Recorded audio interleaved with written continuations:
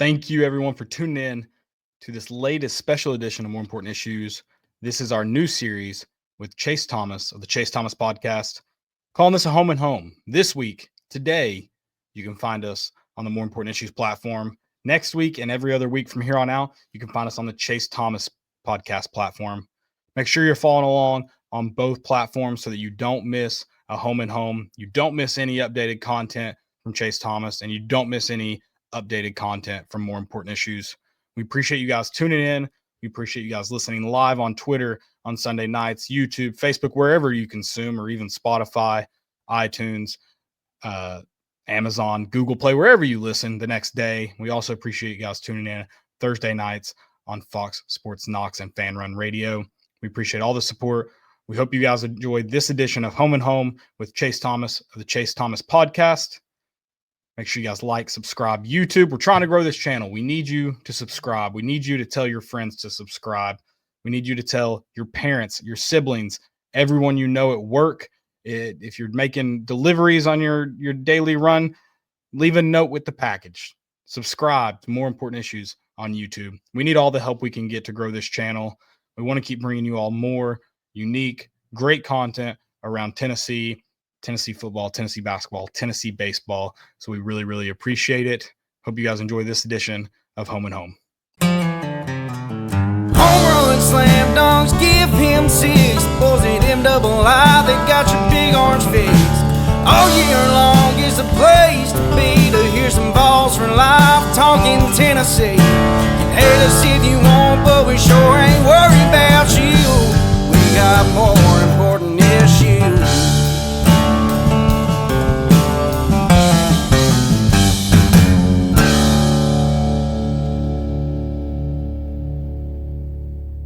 What is up, everybody? Welcome in to a special edition of More Important Issues. One that I don't know if we've titled this yet. If you are a diehard, you've probably seen on Wednesdays. More Important Issues have jumped over to the Chase Thomas Podcast. We've gotten a guest for a few weeks. Now, home and home. Do we have anything better? Are we rocking with that? I think home and home works. MIP, CTP with the X in the middle. Like, we have the three letters right there. We could do something like that. There's a way to brand this, I think, to cross pollinate there. I think I like this though. This is fun. I don't know why we didn't do this idea sooner, because I like the home and home here. So I do like Nico, you like playing on the road. Well, we're gonna see. We're a minute in, and we'll see how I still feel. Because it's like Nico. It's one thing to say that in August. It's another thing to say that in Columbus here in mid-December. So we'll see. Well, and I think home and home is a good title for. I think you're in the same boat with us, Chase. Like, we know what's best for college football, Landon and I think you're the same way. And to really get back to the roots, it's not what Greg Burns suggests. It's not get rid of strong out of conference opponents. Make home and homes great again. Like, yeah, we know to be great, you got to go on the road, and then you also get to welcome them back home. You got to do it. We want to play on campuses. So I think it just really gets to the base of who we are. 100%. That's why we have to get rid of the Syracuse game in Atlanta next year. Can't do it. Sorry. We would do it home and home, but we're not going to Atlanta. We're not doing Syracuse in the dome. If you don't know Chase though, he's a man of many hats. I'm into go ahead and tell us. You obviously have the Chase Thomas Podcast. You work with the Players Lounge, but I want you to tell, because I know there's a lot more. What all you got going on? I mean, that's those are the big two with VolsHub. So if you go to volshub.com, you can read all of my articles over at the Players Lounge. So writing every day, writing all kinds of columns on Tennessee, instant reactions, columns on where the team is, this, that, and the other. Like after tonight's game we're taping this right before Tennessee Miami tonight, and I'll have something up tonight on that. But yeah, I got that daily podcast here, as you mentioned, with the podcast. So folks can go check that out at chasethomaspodcast.com. YouTube channel, well over 2,100 subs, 1,000 subs, and growing more and more each day. So hope we can continue. So if you're listening to this on the More Important Issues channel, make sure you're subscribed to both, so that you can get Caleb and Landon on my channel one week, and I'm over here on y'all's channel this week. And it's good people, and I'm a Rising Tides person. And we obviously met in the tailgate for, what was that, Kentucky? Was that the Kentucky game? I think it remember was correctly? Sounds that was right. a blackout Yeah. game. Yeah, I think so. I think that's what it Hard was. mode, sorry. But yeah, I think it's just good, and I like because honestly, one of my favorite things is just meeting new people in the Tennessee ball space and bouncing ideas. Because I think these podcasts give me ideas on things I want to write about and talk about, and things I didn't think about. Because we all see, like, we joke at the beginning here about we all know how to fix college football, but I think a lot of it is just like I like talking to smart people in the space and gleaning from them what their perspective is, because I think we all still have different ideas on, I mean, how things are going to go against Ohio State here in a week and a half, and the path for Tennessee and this, that, and the other. So it's always fun. I'm always happy to talk Tennessee sports, as I think we can all agree we could probably do all day long. Yeah, Absolutely, yeah. And that's your full time. Like that's all you do is Tennessee. You are Tennessee. They don't call me Tennessee Thomas for nothing. That's what many have said. Tennessee Thomas. It is a great time to be just around Tennessee. It's playoffs. I mean, that's been the talk of the town. As exciting as it is, you mentioned Tennessee plays Miami. They are the number 1 ranked basketball team. That's very exciting. It is nice that the game in Columbus is over a week away, so we can kind of enjoy basketball, even though we're not really to it yet in our minds. Chase, we'll start with you. On a scale of Tennessee will be the proof we didn't need a 12-team playoff to your 2025 national champions, the Tennessee Volunteers. How do you feel a week and a half out from this Ohio State game? I read about it this week. I think I wasn't surprised, because I think we talked about it on the show a week or two ago. Like, I just was kind of ready for Tennessee to have to go to Columbus, and that just seemed like this is where the committee was going to go with this. Seeing the bracket completely unfold the way it did, where like Penn State, if it's not this year, like I don't know when Penn State's going to break through, because that side of the bracket for them just set up so nicely, and the disparity between the two sides is just, it's unfortunate. Like it's one thing, like you want your coach to be like, hey, we'll play whoever, whenever, but like you need some luck. Like that is part of it. Tennessee baseball got Evansville in the super regionals. Like that was pretty nice. They got the lowest rated team in the tournament, and sometimes you need, like, they did give Tennessee a little bit more of a fight than I think we had anticipated, but you still need some luck. I mean, the NCAA tournament, like where you get draw, like if you're a 1 seed, we know the numbers. Like we know how much more likely you are to make the Final Four as a 1 seed than a 2 seed. So all of those, to pretend that seeding doesn't matter and brackets don't matter, I think is a little disingenuous. So I think if you're looking at this from a Tennessee, like the orange tinted glasses, you're like, hey, whoever, whenever, we're going to go do this. I look at it more in terms of like, hey, this is going to be a week by week thing, because I think Tennessee can absolutely beat Ohio State. I think that line shows that they believe that Tennessee's got a real shot at going into Columbus. This is how Ohio State lost last year. They finished the year losing at Michigan, and they lost to Mizzou in their bowl game. So they finished with 2 losses to close the year, and the second one to an SEC team. So I think Tennessee is better than that Mizzou team last year. And I think Tennessee can absolutely, especially with their defensive line, win the line of scrimmage against Ohio State with their injuries and where Tennessee's at on that front. So, like, I would not be surprised at all if Tennessee goes into Columbus next week and wins. But Oregon, like, just a week after, that's just brutal. There's just no way around it. Like, your treat for beating maybe the second best team in the Big Ten is then to play the best team in the Big Ten. And then if you beat the best team in the Big Ten, you might have Texas, the best team, maybe, the best SEC team on your side of the bracket. And then if you win that one, you might have Georgia waiting for you for a national title, or Penn State. We'll see. I think it's just an arduous road, and it doesn't mean Tennessee can't do it. It just, the reality is Tennessee is going to be an underdog in every single college football playoff game they play this year. And that's just the way it fell. So I don't know. Does that answer? I'm kind of talking this out as we're doing this. Yeah, I mean, I think you're middle there. You're very middle of the road. I think. Yeah, I think I agree with your thinking that it's there for Tennessee, and I think they're far ways away from being embarrassed. Like they, in my opinion, are one of the 12 that belong. Oh yeah, for sure. They didn't have 3 losses. One wasn't by 20 on the road to a 6-6 team. But yeah, I think I agree. I think for the most part, I agree with you. And Landon, I want to get your take on that too. But he also brought up a good point. the last few years, Tennessee fans have looked at the NCAA tournament, both in basketball and in baseball, and gone, of course we draw the Cinderella. Yeah. Not that Southern Miss is a Cinderella in baseball. But we had to go to Southern Miss, like that adversity, road. like, and everything there. We were hiding in the bleachers, the lightning, and all the craziness where they hosted, and the nonsensical reason as to why Southern Miss was hosting over Tennessee that weekend. Like, you're like, oh, here we go. Like, this is that's it's that same kind of thing. Like, you need some luck, and that was crazy. Yeah. So Landon, would you rather draw the Cinderella teams, the FAUs, the Evansvilles, or would you rather Tennessee know that the better teams in the playoff lie ahead of them? How would you approach that, Landon? I think it's different for each sport. In basketball, like I don't want anything to do with the Cinderellas because like how that works out. But I think football is a little bit different in terms of like there's not as many as like Cinderella teams beating, unless you're Michigan, which I guess that doesn't count. I don't know. I guess we'll get into that at some point.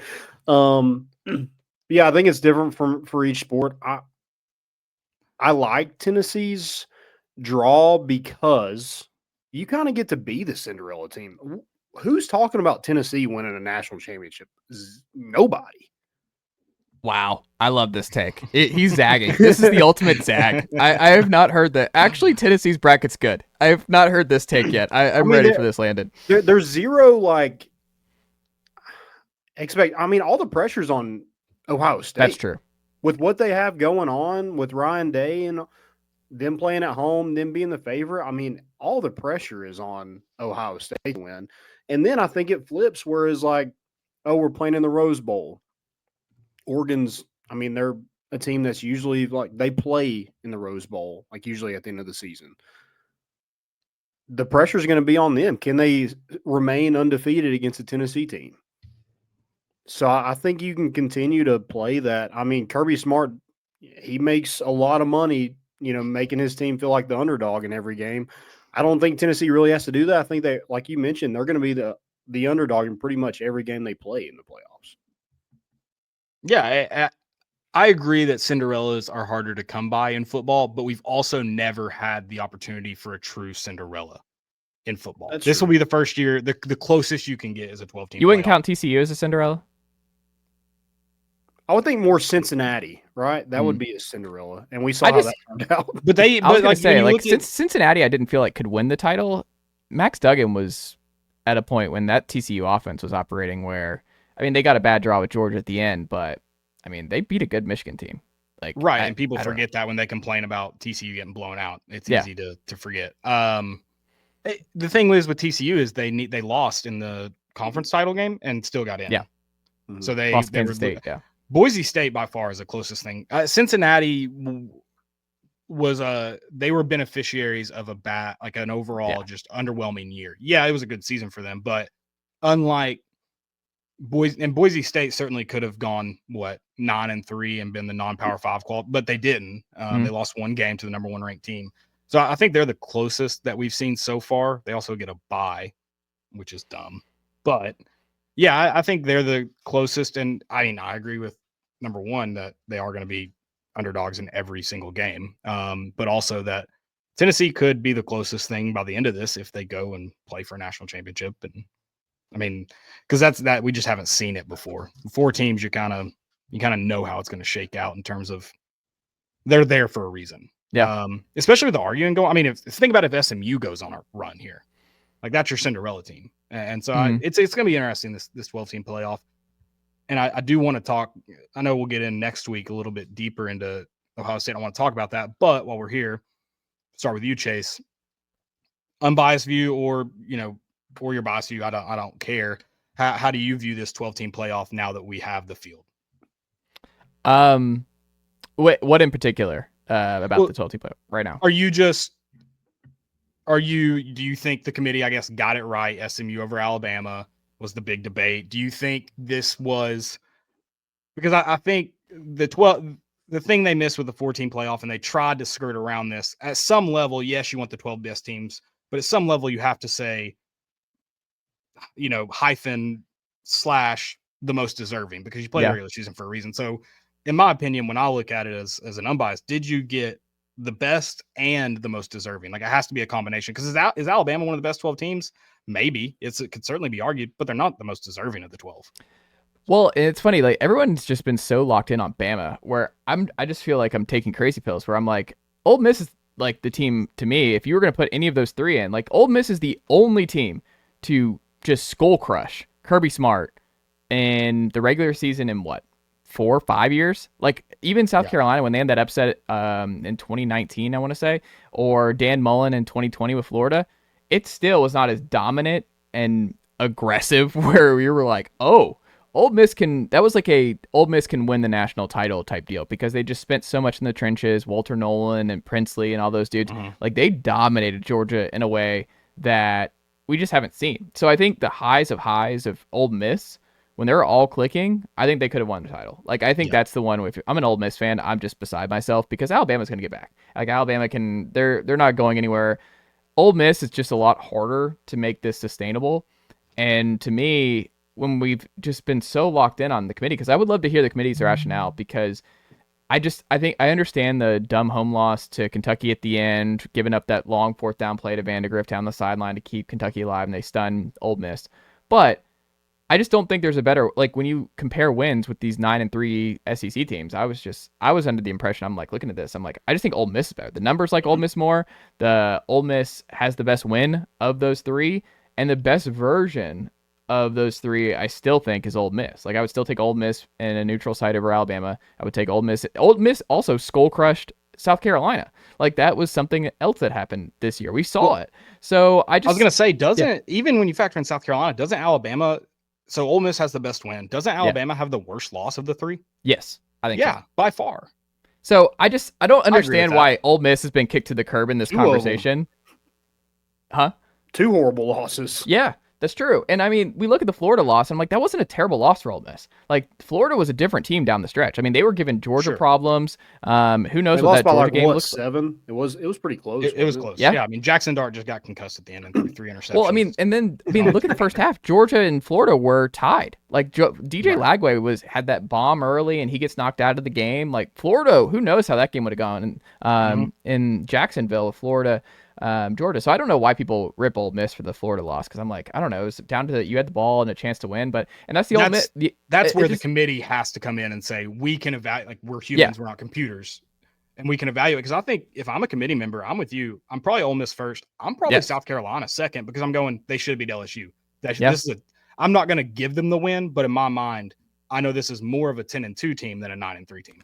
I'm glad we're on the same page here, because I would do that too. I would do Ole Miss 1, South Carolina 2, Alabama 3, because the worst of Alabama is awful. Like when Jalen Milroe has 20 total yards of rushing against Vandy in Tennessee, they can't get out of their own way. Like they implode. Like they have no chance when Jalen Milroe isn't able to move, get out in space running the football. So I don't know, but I think the playoff, the big things that to bring it back to your original question of just like the 12-teamer, I think the bracket, it's going to always be hard to make it completely even on both sides of the bracket with the playoff. Like that's just going to be hard.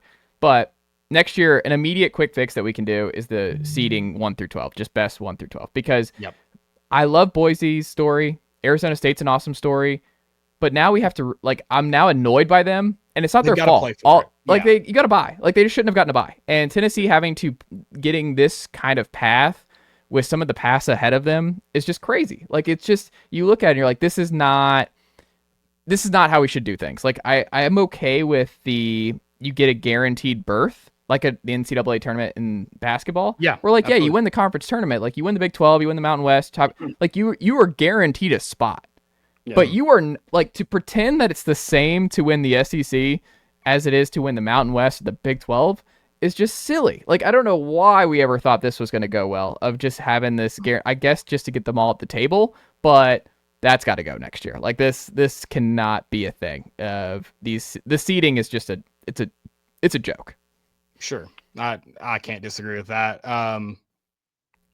Landon, your take on this, and then I want your overall take. Like, what are you, I guess, most angry about, or you think the committee got right? But I heard some Alabama fans say, it's not about the strength of schedule. I think we talked about this on Sunday, because they didn't lose an out-of-conference game. But they're saying, if you're not going to get rewarded for strength of schedule, then why schedule tough out of conference games. Well, in my opinion, they did get rewarded for a tough strength of schedule. They're the highest ranked 9-3 team. I don't know if like that, in my opinion, that means you did get rewarded for that. Because the things me and Chase just talked about, they weren't the best 9-3 team, but they got rewarded for strength of schedule. Is that a fair point of view? It's obviously not common. Yeah, I mean, my thing is like, how do you weigh? We were talking about Ole Miss and Alabama. How do you weigh Alabama's? Yeah, they beat Georgia. So did Ole Miss. Ole Miss did lose to Kentucky, but Bama lost to Vanderbilt and Oklahoma. I mean, here Nick Saban is, if he's the coach, he loses to Vanderbilt and that Oklahoma team. He doesn't want to play in the playoff. Yeah. He also got blown out in the Oklahoma game. Ole Miss's 2 upset losses where they had the ball, or it was a 1-possession game late. Like, not they get trounced by a bad Oklahoma offense. Like, it was a different deal. Yeah, I don't really disagree with the teams. I just think the structure is horrible. I don't know why. I think somebody mentioned it earlier about like, how did we not think this through? And that's what I just can't figure out of how we thought like this would work out. I'll say this. I didn't realize how messy it would be until it came down to it. Right. But it's not your job to. Somebody's job is to literally figure that out, and they refuse to do so. Well, I think that's why they also should be doing these sounds weekly good. rankings, right? Because they lock themselves into these just nonsensical weekly criteria that they're going to change. They should get rid of all of it and just think, look, honestly, I think more, I don't know if y'all feel the same, but I would look at it as like, don't put any rankings out. Keep at the very end, we just do a full bracket reveal, but you do a bracket, like put it out and look like what is the most even way we can do this bracket? Like, how do we do this based on what we've seen, strength of schedule, whatever, and then seed 1 through 12, and then look at the bracket and be like, that looks pretty close. That looks like a fair path. That looks like don't pigeonhole yourself to like, well, we've had them for 3 weeks here, or it's not going to make sense if we do this here. Like, I think it was a mistake to have this open because like we get terrible answers every week when you're like, okay, so why did this like Alabama moved up because they beat Mercer, so you were impressed by that? Like you just lock yourself into these really, really just bad circumstances. And it's not like the public has to know this stuff. So it's sometimes like we're oversharing. Like the CFP is oversharing. I understand it's a TV event, but we're oversharing too much. I'd rather not know because it just annoys me the more I know about this whole process every week. Yeah. And it doesn't help them. You mentioned they move Alabama up because of the Mercer win. I don't know if they jumped anybody that won, but it also boils down to the structure in college football is horrible. The same week Alabama played Mercer, other SEC teams were playing conference games. So yeah, they may lose. That doesn't make them more. It's a bad structure to start with.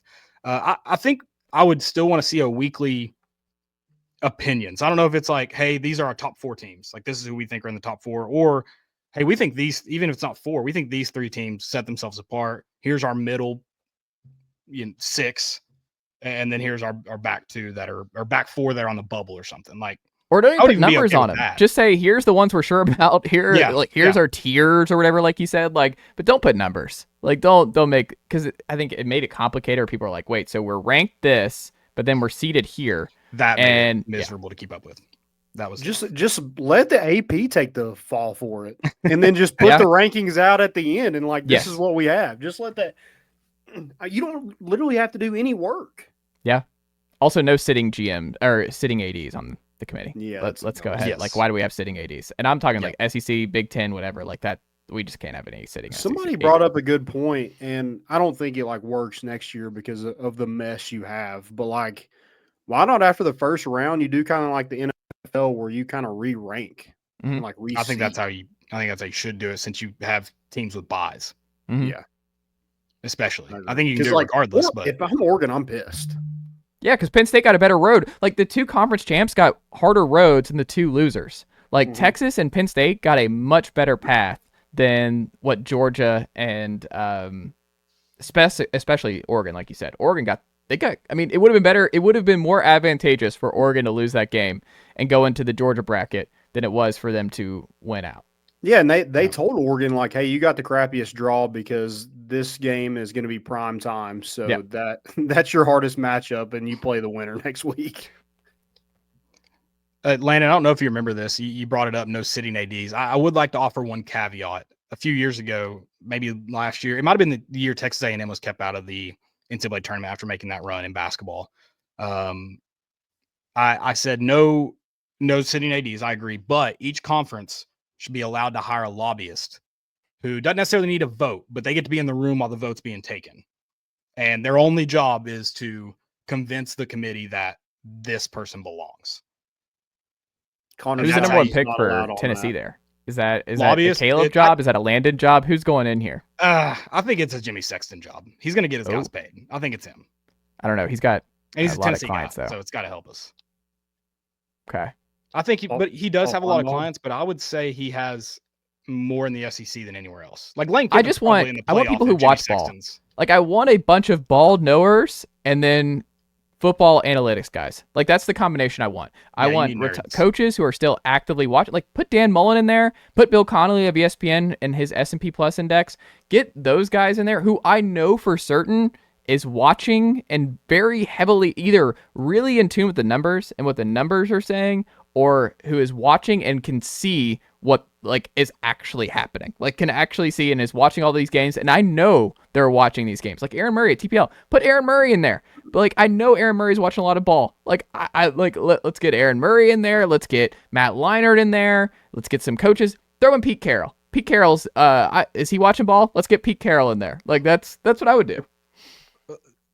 Put Peyton Manning What's in there. John You're putting in a lot of very vocally non-Tennessee guys. So Okay, let's I was get gonna say Peyton would be good. Like I know Peyton would be able to Peyton will forget more football than we'll ever know. Like no, Peyton absolutely. Yeah, Just I think Payne it and does. Eli. Yeah, there you go. Just have them Just do it. them. Just have them do a selection show, and that's what it is.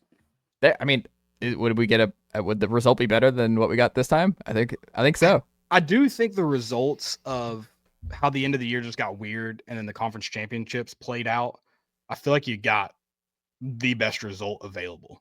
Mhm. But maybe, I mean, I'm interested in anybody else who puts out a bracket. I'd love to see it. One thing I do want to ask, and you actually already mentioned this, Chase, but I wanted to, I guess, get into it a little bit more before we go watch Tennessee take on Miami in Madison Square Garden. The bad balls, by the way. I think it's the Spalding tonight. Oh, is it? Is that I think it's the bad ball. Do they play with the Spalding or the Wilsons in the NCAA tournament? I think it's the Wilson, right? I think it is the Yeah. Wilsons, and I think Tennessee should tell Nike in their contract, do you want us playing in the NCAA tournament? We play with Wilsons. Love the all Wilson year ball. long. As a Yeah, longtime yeah, pickup player, the Wilson ball.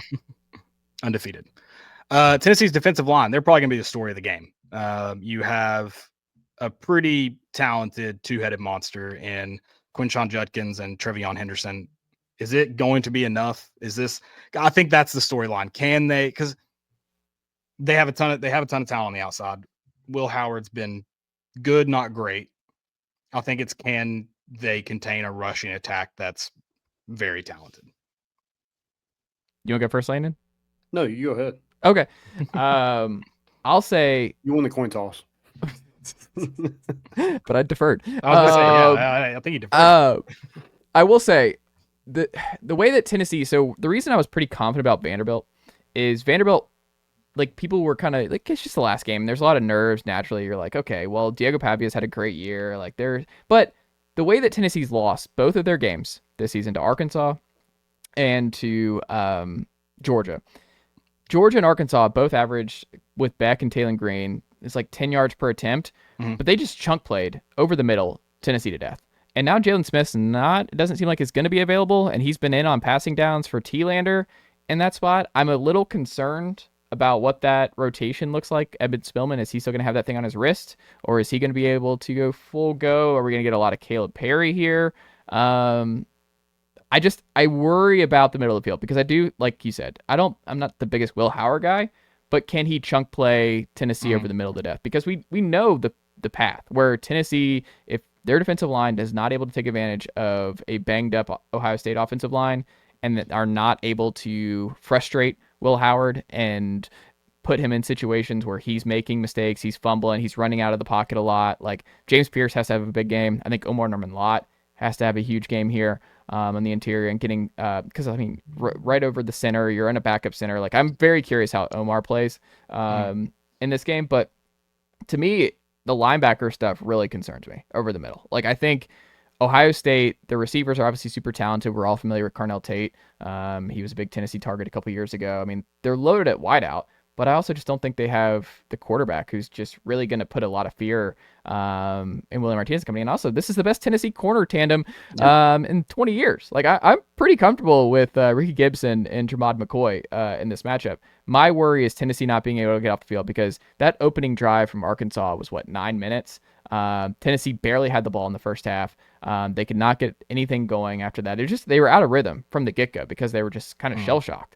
But the way to beat Tennessee, Ohio State can play that way. Like, Will Howard can average 9 yards an attempt and just keep the ball, just keep doing underneath stuff over the middle and put Tennessee safeties and linebackers in positions where they have to make a play.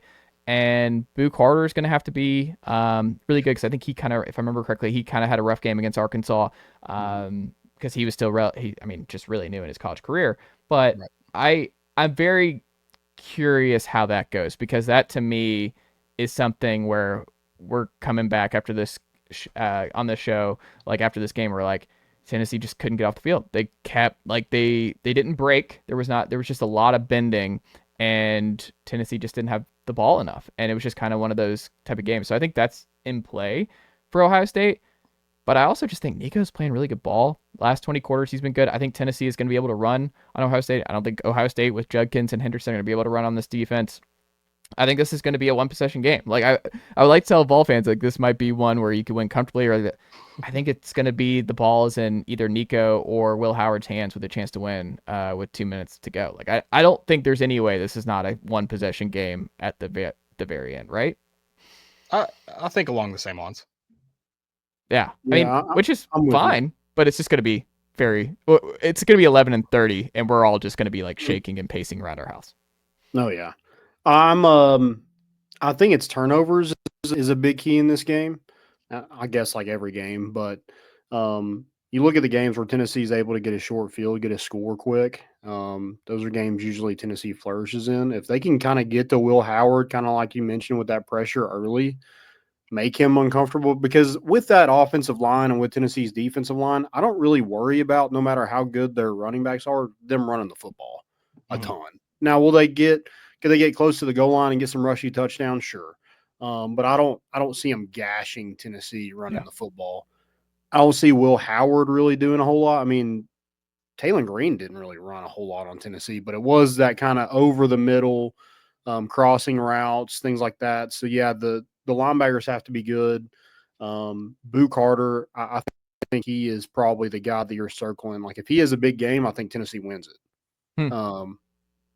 But like that's a tough spot as a true freshman, but he has athletic ability to do it. But yeah, I think pressure is a huge part, and hopefully that leads to some turnovers, and you kind of give that offense some confidence with Nico and everybody, and Tennessee just rolls from there. I have a trivia question for you guys, and it pertains here. What would you guess Tennessee's yards per reception for the receivers was in their 2 losses? Less than 7 and under. I think it's high, right? Because I just feel like all the big ones got called back against Arkansas. Against Georgia, it might be higher. Well, but I think Arkansas, all the big ones got called back. The one big play you had was to Dante at the end of the game. First drive of the game was like a 20-yard reception, and they got called back for illegal man downfield. I'm going to say it's pretty high.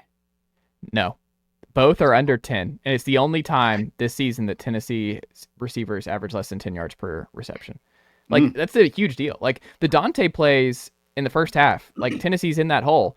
The reason Tennessee got back in that game is because they found Dante over the middle. Like, Dante with his 2 touchdowns, I mean, obviously the 86-yard, that to me is the circle one, too. It's like, where's Dante at? I'm just going to be refreshing, and, like, he doesn't need many targets. Like, he's got, 6 touchdowns on... what does he have? He's barely over 20. I was going to say he's not high. Yeah, I mean, he's a touchdown every 4 times he gets the ball. So to me, it's just Dante. Like I think it's really hard for Tennessee to beat good teams when Dante doesn't have at least one explosive touchdown. Like I don't know if Tennessee can win this game or any big time matchups if Dante does not at least have one big play, because I just think he's the one guy you can count on at receiver to break something big. And I think this team just needs that, because then you're just asking way too much of Dylan Sampson and this defense every game. Yes, I agree with that. Before we get out of here, and I'm sure I don't want to write Chase's outline next week, but I'm sure we'll get a little bit more into that Ohio State-Tennessee matchup than we did tonight. Where can everybody listen, watch, find you, read this week as they get prepped for? Well, first, just thank you Army-Navy guys this week. for having me on your show. I love this Home and Home, and make sure you subscribe to More Important Issues on their YouTube channel. They're doing more and more over there, so make sure you're locked in on the More Important Issues guys. But they can go to chasethomaspodcast.com for all my previous episodes, learn more about the show and everything there. YouTube, same thing, Chase Thomas Podcast. But if you just search it, you'll find it Apple, Spotify, all that good stuff. But if you, in the words of Kurt Signetti, Google me. Yes, nailed it.